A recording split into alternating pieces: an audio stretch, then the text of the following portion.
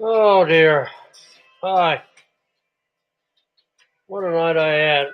I just I just spent about 4 hours doing a DJ test session here.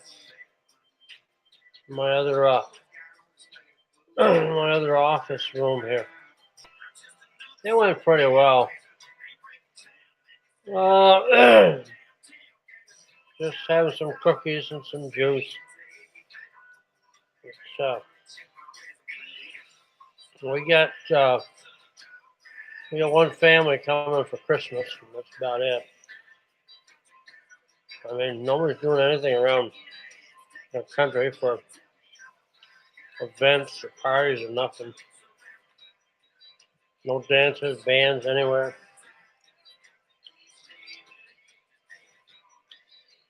I just hope that virus vaccine comes out pretty damn soon.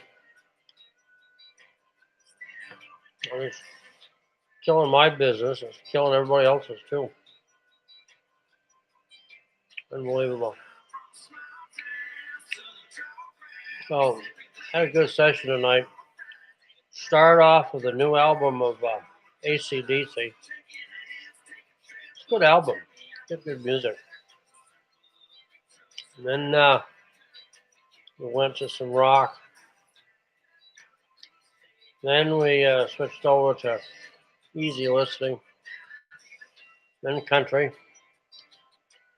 Then we went to disco dance music. Then we went to blues. A variety of all kinds of music.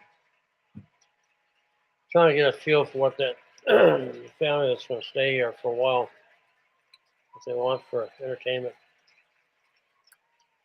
while maintaining social distancing and all that sort of stuff. So, anyways, that's the way it is here in Vermont. I mean, this coronavirus. I mean, last spring. I mean, late last winter, early last spring. It just killed businesses. I mean, the country's economy went from the best it's ever been. Excuse me, the unemployment rate was so low last year and last winter. I couldn't get help enough.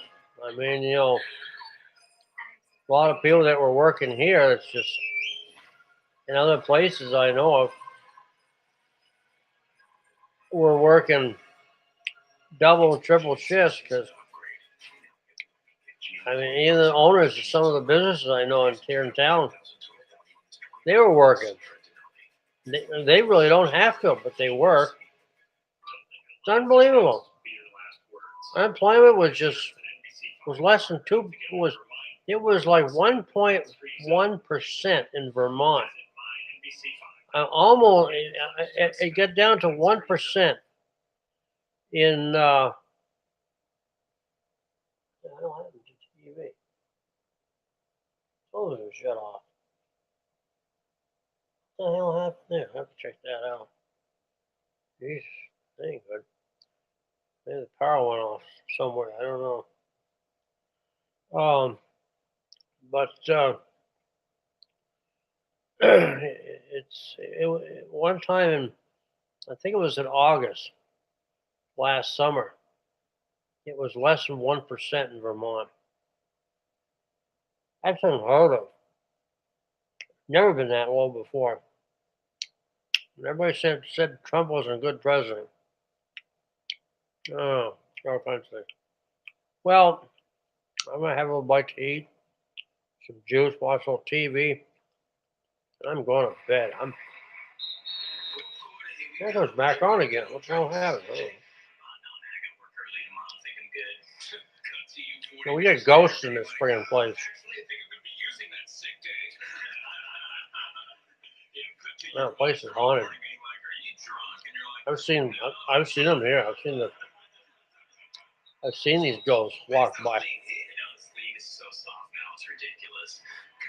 You know, he'll say there's no such thing as ghosts.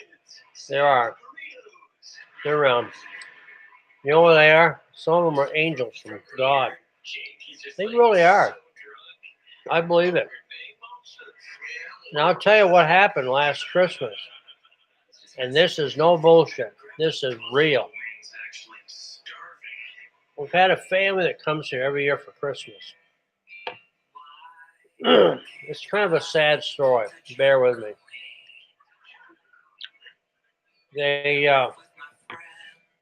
Their youngest son, he had his headphones on, bud earphones, listened to his music. He's walking home from school one afternoon, and the Amtrak train was coming south, coming down through Randolph, Vermont, South Walton, going about 80 miles an hour.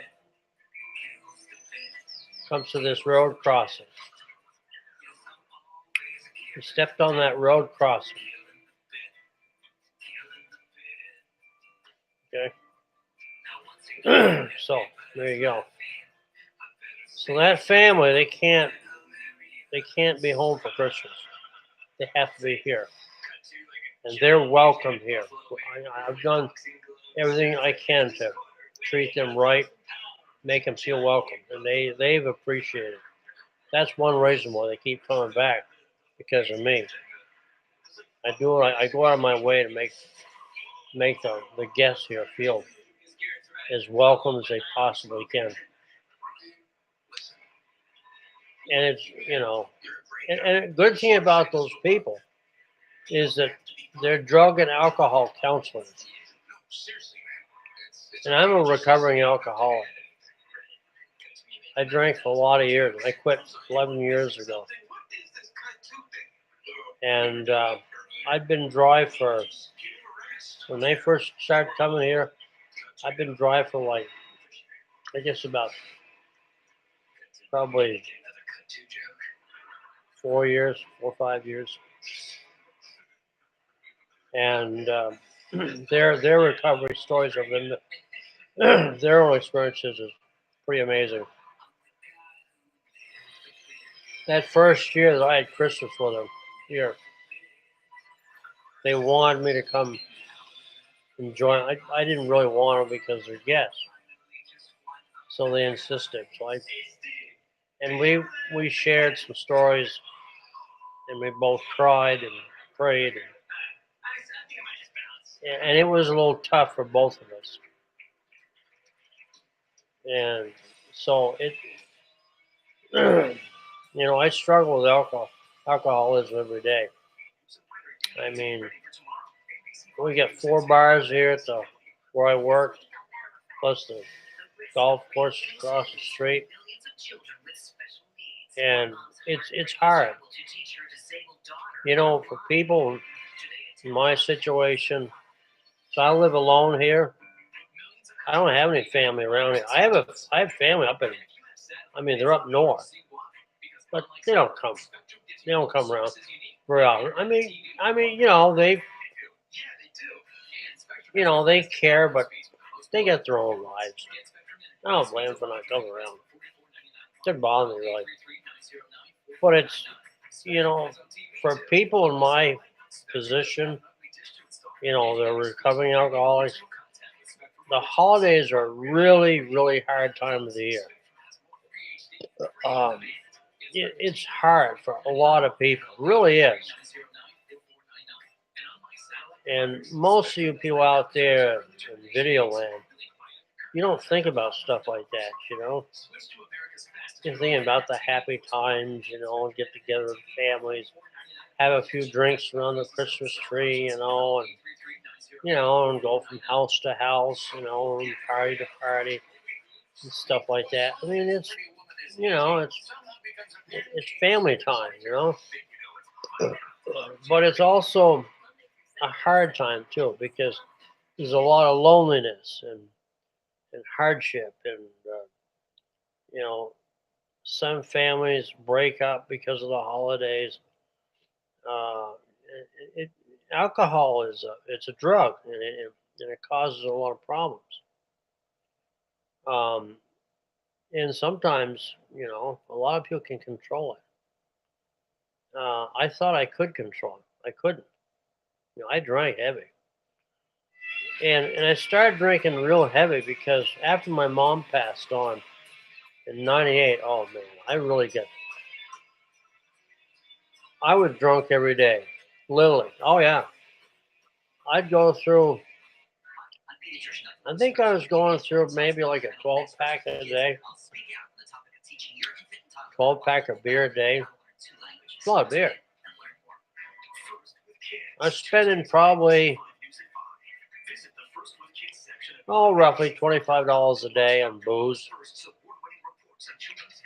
Okay, take that money right there. $25 a day times 7 at 52 weeks a year.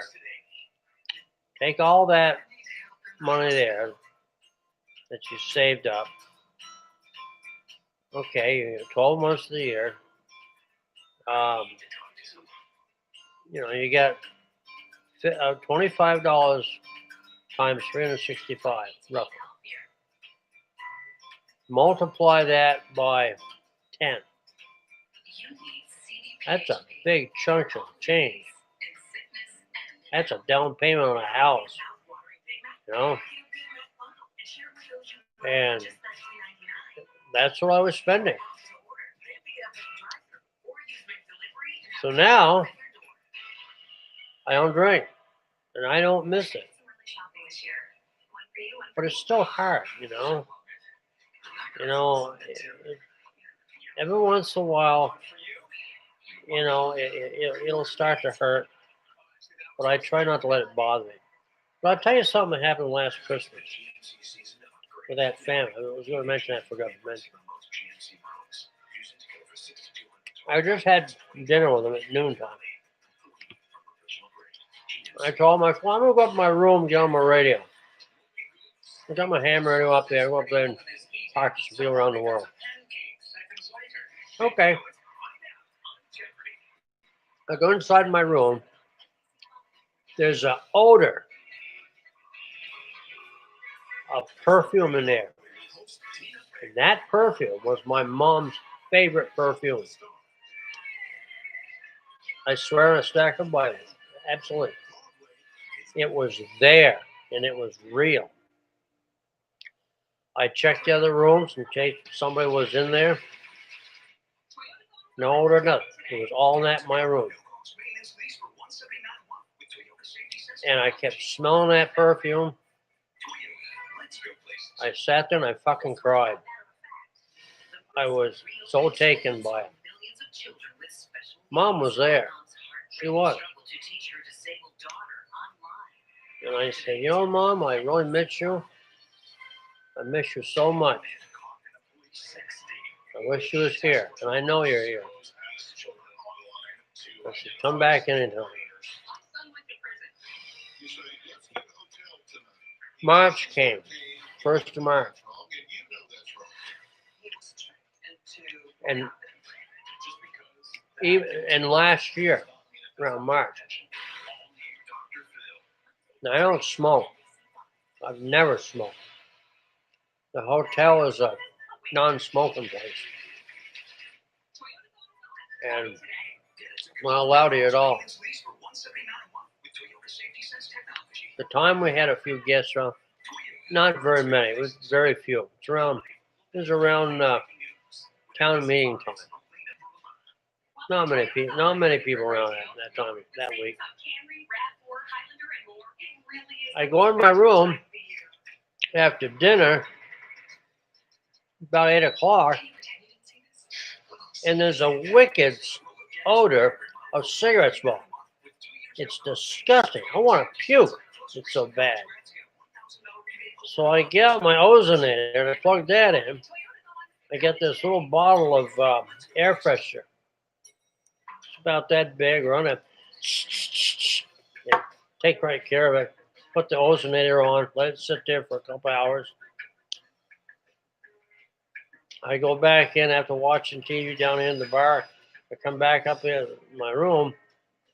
And it's still lingering. You know, the next day, I go back in my room after working all day at the hotel. I go back in my room, it's there again, but not as bad. It did that for a couple of days.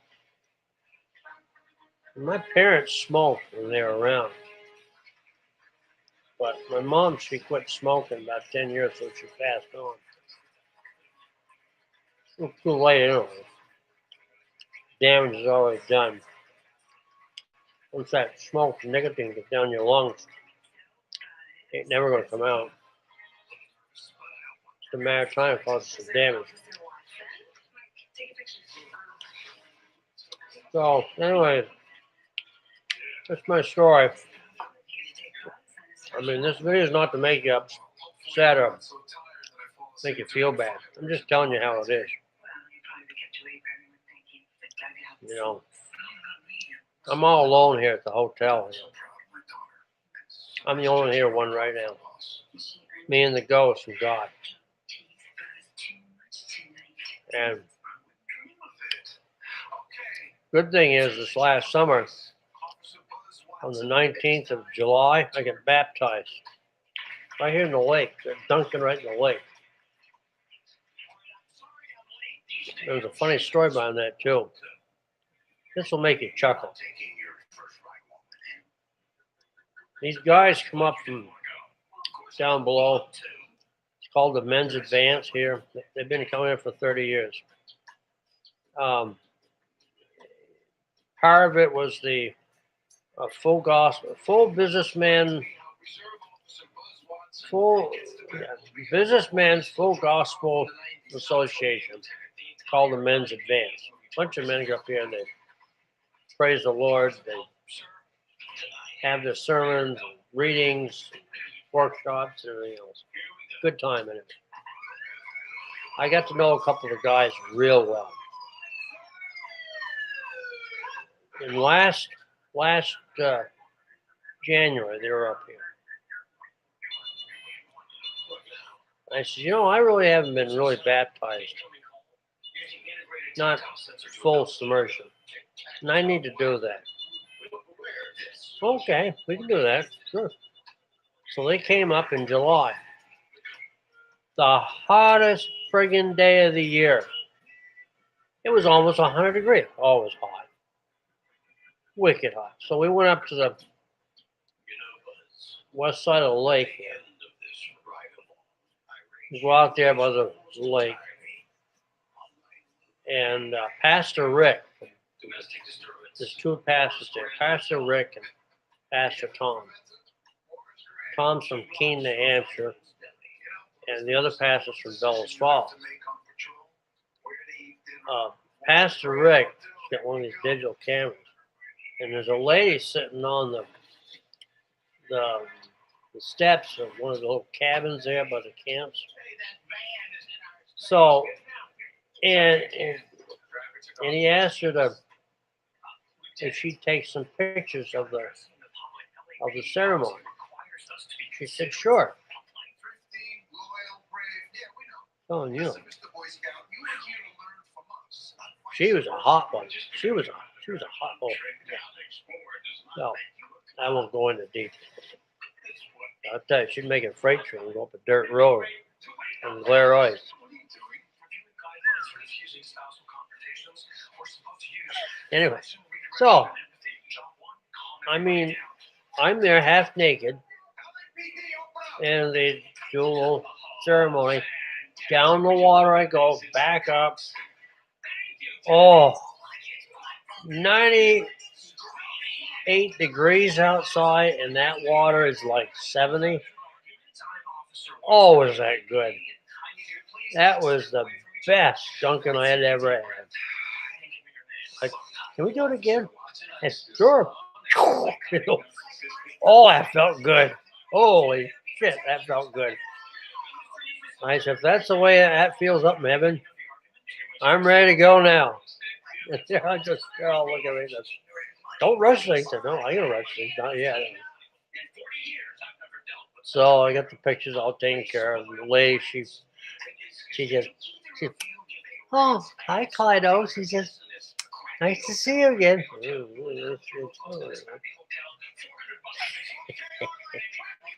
Oh, so I get baptized,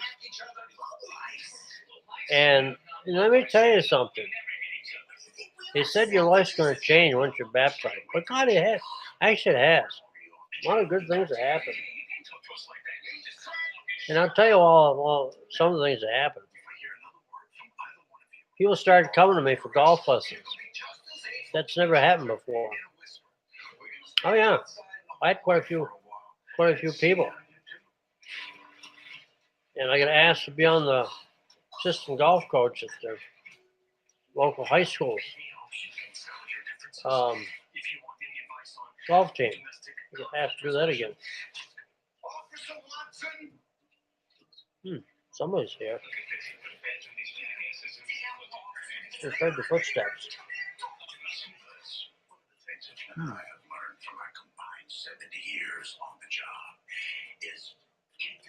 There's the footsteps. I don't know where they're from. Hear them all the time.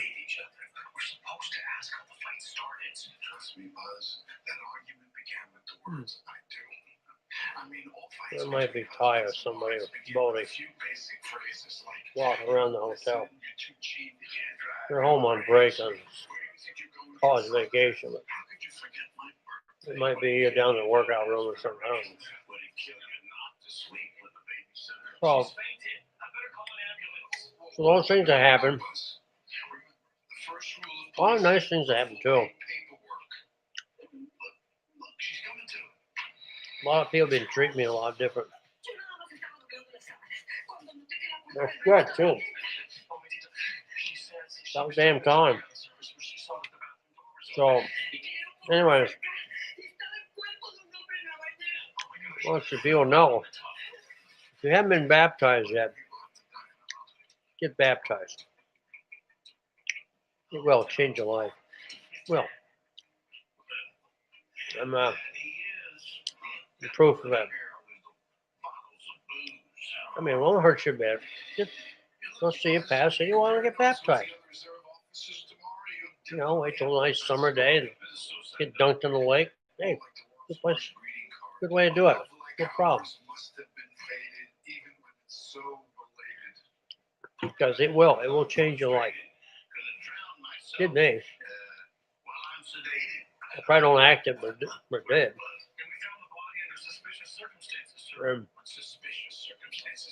I just feel I feel just different. A lot different. Now, about 4 years ago, I had not really a heart attack, but let's put it this way: I had 4 heart spells within a couple of weeks, bad ones, near death situation, and the hospital changed my medication. That's all I had to do. They upped my medication, metoprolol, from 50 milligrams a day to 150. And it works. It's good stuff. It's a wonder drug. Keeps you calm. Oh yeah, it's good stuff. I mean, that stuff and getting baptized, it's a wonderful feeling. It really is. Oops, pardon me. And I used to work in these rest areas, you know, and I'd be alone, and it's like I'd get nervous, upset and nervous that you know, I'd get you know, because you never know who's going to come in through those doors, these restaurants. Some murderer or somebody on drugs or something that's going to kill you. Public, you know, be in the public sector, you know. So it was like was on edge all the time. The last few months since I've been baptized, we got this medication change. I will tell you, life is good. Really is. It really is. So, anyways, see, it's almost been a half hour of this speech. Well, I just want to let you know that's the way it is. It's real. I mean, God and the Lord is good. Good people. You know what I mean? I never met them. I will someday. I mean, his angels are everywhere. They're all over the place. They're watching over you. You know, they look out for you. You don't realize that they're there, but they are. I mean, that might have been one of the angels up in my room. Had that odor of that perfume. May not have been my mom up there as a ghost. It might have been her. Or maybe a combination of a bunch of them up there. Who knows? I'll tell you something funny that happened. I was in my room, had my computer out, on my radio. I was on one of these digital modes, had all set up, all ready to go. And I gotta go to the bathroom. I gotta take a whiz, you know. I just come off the golf course. So I get on the radio for supper. So I go in the bathroom and take a whiz and I come out. Computer shut off. It was on. I said, what the hell caused that to go off? I checked the power supply. It was always plugged in and everything's working. So I hit the power button. It comes back on again. Boy, that's weird. The door's locked too. So there you go.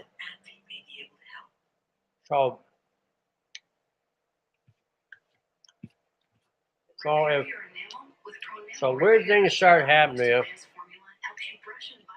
and you wonder why.